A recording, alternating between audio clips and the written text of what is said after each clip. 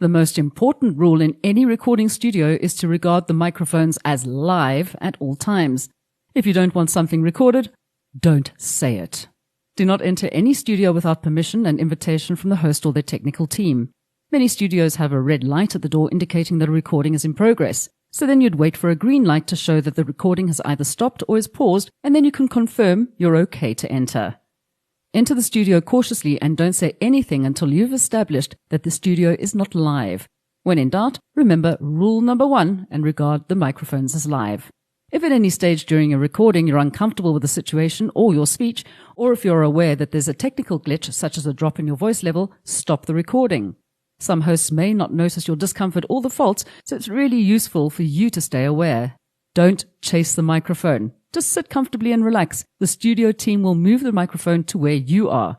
Remember, moving affects sound level and we want you to sound your best, so work on staying a constant distance from the mic. After you've been talking for a while and have developed a bit of a rapport with your host, it's quite natural for the microphone to start feeling like an obstacle, and you may find that you want to start to talk around it, or in extreme cases you might be tempted to push it out of the way. Please don't. Always stay close to the mic and talk through it to your host and other guests. Well, pops and click noises usually indicate your mouth is a little dry. This is common, especially for your first few times in the studio, but we'll provide you with a bottle of still water, and if you want more, just indicate this to your host. Please remove the lid from your water before you start, so you're not distracted by it later.